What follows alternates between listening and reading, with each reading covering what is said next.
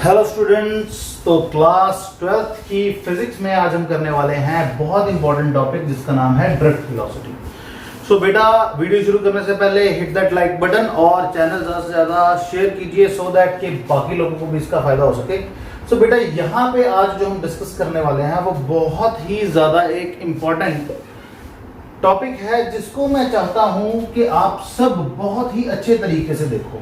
बेटा, ये टॉपिक जो है ना, इसको विजुअलाइज करना बहुत जरूरी है, समझना बहुत जरूरी है। और सबसे इंपॉर्टेंट चीज क्या है, इसके बारे में एक बहुत अच्छी बात है कि ये पेपर में भी आ जाता है, यानी कि बहुत इंपॉर्टेंट है from the examination point of view. ठीक है, तो बेटा चलिए शुरू करते हैं। चाहे आपका सीबीएसई बोर्ड है, पंजाब स्कूल एजुकेशन बोर्ड है या आईएससी है, तीनों बोर्ड्स के लिए ये बहुत ही ज्यादा इंपॉर्टेंट है। सो प्लीज इसको ध्यान से देखना। तो पहले मिटा देते हैं इसको। तो चलो भैया, तुम तो पीछे हो जाओ। तो टॉपिक का नाम है drift velocity. Drift, DRIFT, velocity.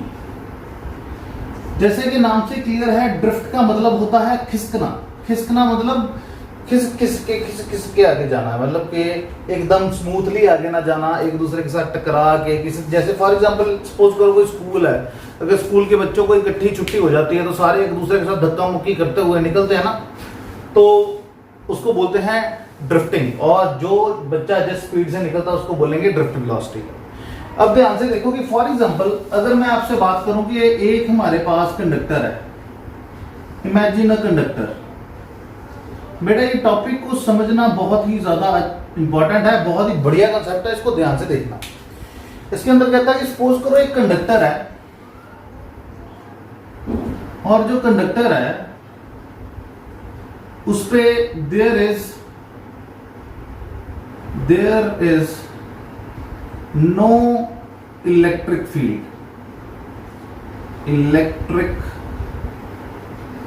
Field, यानी कि अभी तक किसी भी तरीके का कोई भी इलेक्ट्रिक फील्ड उस पे नहीं लगा।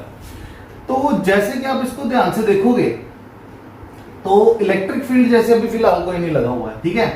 तो यहाँ पे जो इलेक्ट्रॉन्स हैं वो फ्री हैं, क्योंकि हमें पता है कि अगर कंडक्टर है तो हम मेटल सपोज करके चलते हैं कि कोई भी मेटल जो होता है उसके अंदर जो इलेक्ट्रॉन्स हैं वो फ्री हैं, ठीक है ना। फ्री इलेक्ट्रॉन्स जो होते हैं उनकी मोशन जो है रैंडम है, कोई इधर को जा रहा है, कोई आगे को, कोई ऊपर को, कोई नीचे को, कोई इधर को, कोई पीछे को, कोई इधर को, कोई उधर को, कोई इधर को, कोई उधर को। यानी कि हमारे पास जो है उनकी प्रॉपर डायरेक्शन ऑफ मोशन नहीं है, यानी कि no proper direction of motion. Proper direction of motion नहीं है, जिसके कारण क्या है कि अगर सपोज करो कि एक पानी का गिलास है और उसमें से पानी फेंक दो, स्टील का गिलास है, जैसे घर पे बर्तन होते हैं स्टील के, थाली होती है, मेटल है ना। तो अब उस मेटल को पकड़ते हो तो करंट नहीं लगता है, हालांकि मोशन ऑफ इलेक्ट्रॉन्स उसमें है, यानी कि चार्जेस मूविंग, यानी कि करंट है, बट फिर भी हमें उससे कोई भी करंट नहीं पड़ता। सोचने वाली बात है कि क्यों नहीं पड़ता, क्यों? क्योंकि प्रॉपर डायरेक्शन नहीं है, एक डायरेक्शन नहीं है करंट की, जिसकी वजह से जो इधर को चार्ज आ रहा है और जो इधर को आ रहा है वो एक दूसरे को कैंसल आउट कर देते हैं। सो हमारे पास नेट जो वेलोसिटी ऑफ नेट वेलोसिटी, थोड़ा बड़ा बड़ा लिख देता हूं कि नेट वेलोसिटी ऑफ चार्ज जो है वो जीरो हो जाती है, यानी कि एवरेज वेलोसिटी जब इलेक्ट्रिक फील्ड नहीं लग रहा है, यानी कि इलेक्ट्रिक फील्ड जो है वो जीरो है सिस्टम पे, उस समय पे हमारी नेट वेलोसिटी जो है वो क्या आ रही है, जीरो आ रही है। सो बेटा, बहुत बढ़िया कंसेप्ट है, ध्यान से देखना कि अगर आप इलेक्ट्रिक फील्ड किसी कंडक्टर पे नहीं अप्लाई करते हो तो उसको पकड़ने से करंट नहीं लगेगा, चाहे उसके अंदर फ्री इलेक्ट्रॉन्स हैं, बिकॉज कि हमारे पास प्रॉपर डायरेक्शन ऑफ मोशन नहीं है इलेक्ट्रॉन्स की, एक दूसरे के साथ रैंडमाइज्ड मोशन में है, जिसकी वजह से नेट वेलोसिटी ऑफ चार्ज कितनी है, जीरो। और इसको अगर मैथमेटिकल फॉर्म में लिखें तो U एवरेज, मतलब एवरेज वेलोसिटी स्टार्टिंग में, यानी कि U1 plus U2 plus U3। अब सपोज करो कि n फ्री इलेक्ट्रॉन्स हैं, डिवाइडेड बाय अगर n करें तो एवरेज वेलोसिटी उनकी क्या आ जाएगी, 0। तो इसको हम मान लेते हैं इक्वेशन 1। सो बहुत ही ये बढ़िया कंसेप्ट था जिसको हमने यहाँ पे डिराइव किया कि अगर इलेक्ट्रिक फील्ड नहीं चल रहा है, नहीं लगा हुआ सिस्टम पे, तो average velocity of the electron, पहले इलेक्ट्रॉन की वेलोसिटी प्लस दूसरे इलेक्ट्रॉन की velocity up to so on n electrons की वेलोसिटी डिवाइडेड बाय एन की वैल्यू कितनी आएगी यहाँ पे 0। चेक कर लो। तो यहां पे अब आई ये इक्वेशन, इसको हम साइड पे लिख लेते हैं और इसको मिटा देते हैं, फिर हम देखेंगे इलेक्ट्रिक फील्ड लगाने पे क्या फर्क पड़ता है। ठीक है, तो U एवरेज की value U1 plus U2 up to so on UN divided by N, इसकी वैल्यू हमने मान ली है 0 के बराबर। तो इसको हम डाल देते हैं एक बढ़िया से बॉक्स के अंदर और इसको हम मान लेते हैं इतनी इक्वेशन 1, इसका आ गया नाम 1 के बराबर। तो चलिए अब देखते हैं कि अगर हम इसी कंडक्टर के ऊपर इलेक्ट्रिक फील्ड लगा दें तो क्या बनेगा।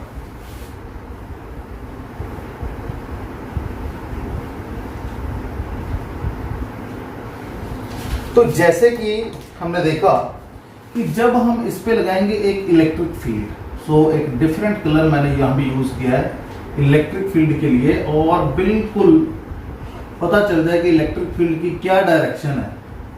और ये हमें पता है कि इलेक्ट्रिक फील्ड फ्रॉम पॉजिटिव से नेगेटिव तरह लगता है, ये तो हमें पता ही है। अब हमें ये भी पता है कि अगर इलेक्ट्रॉन्स की बात करें तो इलेक्ट्रॉन्स जो होंगे, जो इसके अंदर फ्री इलेक्ट्रॉन्स होंगे, वो उल्टी डायरेक्शन में जाना शुरू कर देंगे, बिकॉज वो नेगेटिव से रिपेल करेंगे और पॉजिटिव को अट्रैक्ट करेंगे। यानी कि अगर आप ध्यान से देखो तो वो एक दूसरे के साथ टकराते हुए एक ही डायरेक्शन में मूव करना शुरू कर देंगे।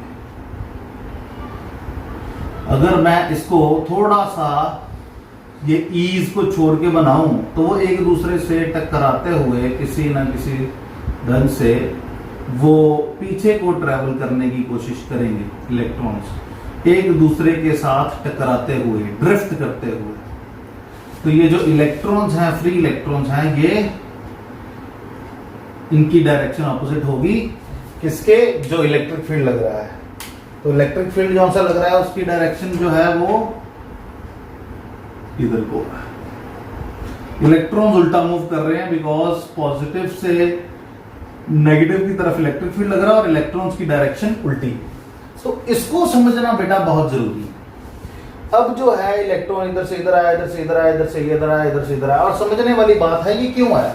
अगर आपने किसी रैंडमाइज्ड मोशन, इधर उधर बच्चे भाग रहे हैं, ठीक है, अब स्कूल से छुट्टी हुई है, बच्चे इधर उधर भाग रहे हैं, तो उनको एक ही डायरेक्शन में लेके जाने के लिए कौन वहां पे सामने आता है, सामने आता है टीचर्स, जिनकी ड्यूटी लगी होती है। तो वो क्या करते हैं, बेटा नहीं नहीं सीधा चलो, ये करो। यानी कि किसी ना किसी तरह का दबाव, फोर्स उन पे लगाई जा रही है, जिसकी वजह से वो एक स्ट्रेट लाइन के अंदर मूव कर रहे हैं। यानी कि ये जो एक लाइन के अंदर मूव किया जा रहा है, ये किसी फोर्स के कारण किया जा रहा है।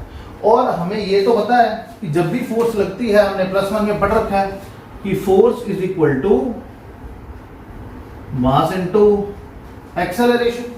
बट हमने पिछले चैप्टर में पढ़ा था कि जो फोर्स है that is equal to charge into electric field. तो यानी कि एक इक्वेशन ये हो गई 2 और एक इक्वेशन ये हो गई 3। तो अब ये है कि जो इलेक्ट्रिक फोर्स है वो मास को एक्सेलरेशन दे रही है कि वो उधर जाए, और मास किसका, इलेक्ट्रॉन का। यानी कि अगर आप इसको एक ढंग के फॉर्मूले से हमारी अपनी स्टेटमेंट के हिसाब से लिखें तो ये दोनों इक्वेशंस यहां पे चेंज हो जाएंगी और ये फोर्स आ जाएगी हमारे पास mass of electron into acceleration के साथ, और ये वाली फोर्स यहां पे आ जाएगी charge on electron into electric field के साथ। तो जैसे कि लेफ्ट हैंड साइड दोनों की बराबर है, बिकॉज ये वाली जो फोर्स है वही एक्सेलरेशन प्रोड्यूस कर रही है। तो according to condition, according to condition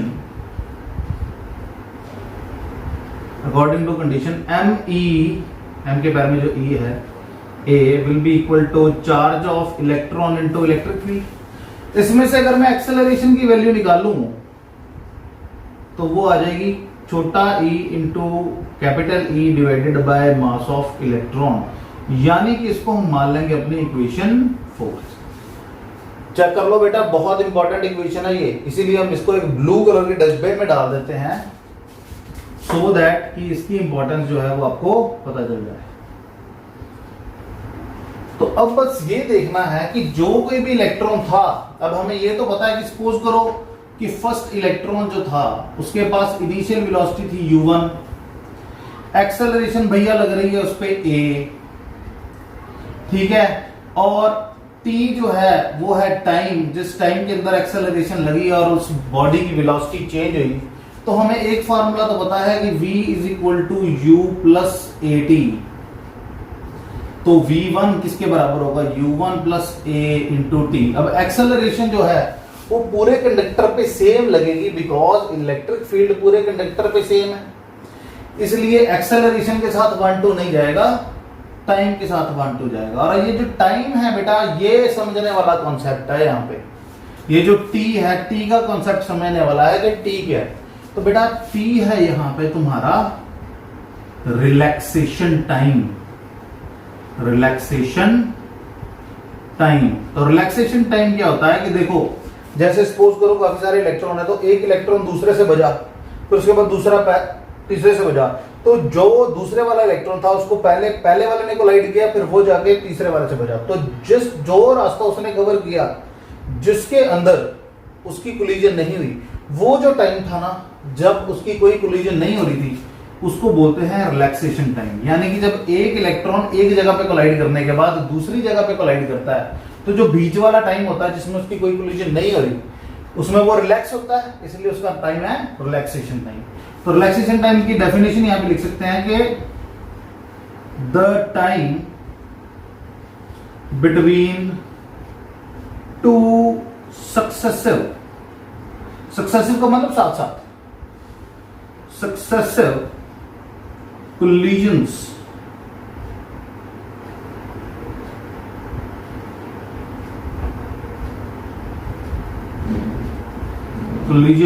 of electrons, ठीक है। तो सबसे इंपॉर्टेंट चीज बेटा यही है कि जो रिलैक्सेशन टाइम है वो है time between two successive collisions। अब ध्यान से देखो कि पहले की हमारे पास यहां पे वेलोसिटी आ गई ऐसे ही, इस तरीके से दूसरे की वेलोसिटी आ जाएगी v2 is equal to u2 plus a into t2। उसी तरीके से तीसरे की आ जाएगी v3 is equal to u3 plus a into t3। ऐसे बढ़ता जाएगा बढ़ता जाएगा बढ़ता जाएगा, तो n के n की अगर आप वेलोसिटी चेक करोगे तो final velocity vn will be equal to un plus a into tn। तो सबसे इंपॉर्टेंट चीज ये है कि हमें फाइनल वेलोसिटीज मिल चुकी हैं कि इलेक्ट्रिक फील्ड लगने के बाद क्या बनेगा। तो ऐसा करते हैं कि जो फालतू चीजें हैं जिनकी अभी जरूरत नहीं है, जैसे हमें इसकी जरूरत है, ये तो हमें समझ आ ही गया, तो आप इसको नोट कर लीजिए, मैं इसको मिटा देता हूं, ठीक है। तो अब जब मैं इसको मिटा दूंगा, ठीक है,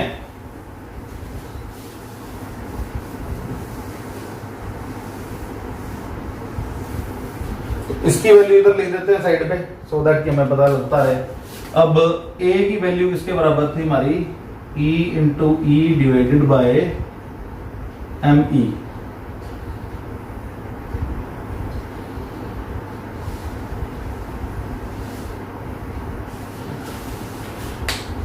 चलो इसको भी बता। तो बेटा ऐसा है कि जैसे कि हम बात करते हैं हमेशा एवरेज की, जब इलेक्ट्रिक फील्ड नहीं लगा था तब भी हमने एवरेज वेलोसिटी फाइंड आउट करी थी। तो अभी भी ड्रिफ्ट वेलोसिटी जो होगी ना, that will be the average of these velocities, ठीक है। तो यहां पे लिख देते हैं the average of these final velocities will be equal to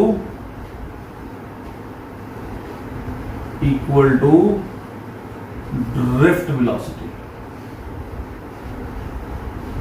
यानी कि जो हम यहां पे इनकी एवरेज निकाल के आंसर निकालेंगे वही हमारी क्या होगी, ड्रिफ्ट वेलोसिटी। तो बेटा ध्यान से चेक कर लेना कैसे इसको सॉल्व करना है। तो v एवरेज या drift velocity vd is equal to V average. That will be equal to V1 plus V2 up to so on Vn divided by n. Average का मतलब यही होता है sum of observation by number of observation. तो आपने हर एक की value इसमें डाल देनी है। देखने में लगेगा बहुत टीडियस काम है, पर इतना टीडियस नहीं है। मैं आपको डाल के दिखाता हूं यहाँ पे। अब V1 की जगह पे आ जाएगा U1 plus A into T1। V2 की जगह पे आ जाएगा U2 plus A into T2 up to so on Vn plus Vn की जगह पे आ जाएगा Un plus A into Tn divided by n। ठीक है बच्चों, अब आपने क्या करना है, u वाली टर्म्स अलग कर देनी है, बाकी टर्म्स अलग कर देनी है। तो Vd की वैल्यू क्या आ जाएगी, u1 plus u2 up to so on Un by n plus AT1 plus AT2 up to so on ATn divided by n। Check कर लो बेटा, u वाले अलग कर दिए तो वो अलग कर दिए। तो अब इसमें क्या करना है आपने, ध्यान से देखोगे तो फ्रॉम इक्वेशन 1, अगर आप इक्वेशन 1 को ध्यान से देखो तो इक्वेशन 1 में हम ऑलरेडी प्रूव करके आए हैं कि ये टर्म जो है वो 0 के इक्वल है। तो यहां पे लिख सकते हो फ्रॉम 1, तो भैया ये तो चला जाएगा, इसको छोड़ना पड़ेगा, तो वो छोड़ देते हैं। अब इनमें से ए कॉमन निकाल सकते हो, तो जो ड्रिफ्ट वेलोसिटी यहां पे बनेगी Vd,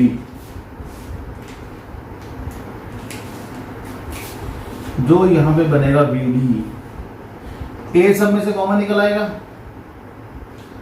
यहां पे ए की जगह पे कैपिटल ए लग रहा था, तो हम कैपिटल ए लगा देते हैं सारी जगह पे, सो दैट की कंफ्यूजन ना हो। यहां पे देखो हर जगह पे कैपिटल ए लगा ना, तो इसलिए यहां पे कैपिटल ए लगा देते हैं। ठीक है, सो दैट की कंफ्यूजन नहीं होनी चाहिए किसी तरीके की।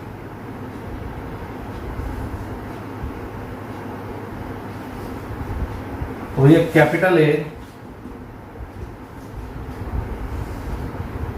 T1 plus T2 up to so on Tn divided by n। बेटा ध्यान से देखना, नेक्स्ट स्टेप बहुत इंपॉर्टेंट है। अब जैसे कि मुझे यहां पे ये भी पता है कि ये थी मेरा relaxation time of first, relaxation time of second electron, relaxation time of nth electron divided by n।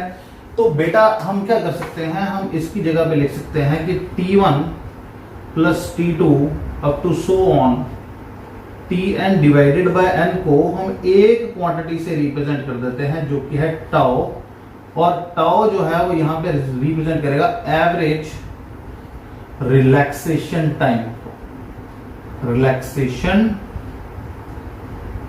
Time.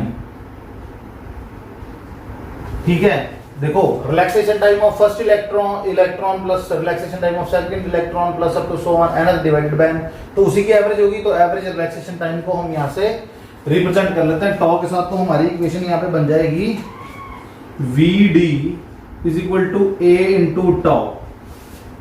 तो ये आ गई हमारी क्या, ड्रिफ्ट वेलोसिटी। बट एक्सेलरेशन की वैल्यू फ्रॉम इक्वेशन 4 हम यहां पे पुट करेंगे, तो अगर वो वाली इक्वेशन यहां पे पुट करेंगे तो Vd की वैल्यू इसके बराबर आ जाएगी, it will be equal to E capital E tau divided by me। This will be your final, यहां पे फ्रॉम इक्वेशन 4। देखो रीजन सारे ब्लू पेन से हो जाएंगे या रेड पेन से हो जाएंगे। तो बेटा ये आपकी बनी फाइनल इक्वेशन वेलोसिटी की। और बेटा सबसे इंपॉर्टेंट चीज है कि जब भी आप इस इक्वेशन को लिखो तो आपने ये जरूर बताना है कि कौन सा सिंबल क्या रिप्रेजेंट करता है। यानी कि जैसे यहां मैं लिख देता हूं कि Vd रिप्रेजेंट्स ड्रिफ्ट वेलोसिटी। ठीक है, वेलोसिटी का y बहुत छोटा हो गया। और E represents charge on electron, charge on electron. E is the electric field applied, जो इलेक्ट्रिक फील्ड लगाने से सारा कुछ हुआ है, that is applied electric field. ठीक है, tau represents your average relaxation time.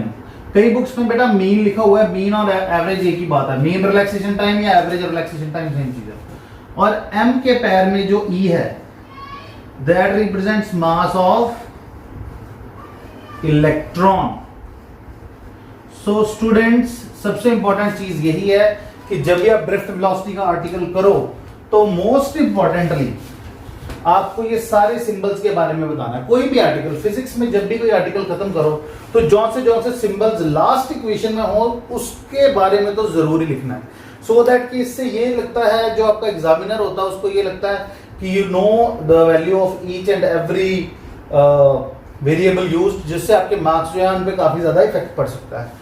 सो आज के लेक्चर के लिए बेटा इतना ही। अब मंडे को जो मैं लेक्चर दूंगा तब तक बेटा आपने यहां तक जितना पढ़ लिया पिछला और पिछले चैप्टर में कोई दिक्कत है तो आप पूछ सकते हो। I will reply you on WhatsApp और on app. Thank you very much.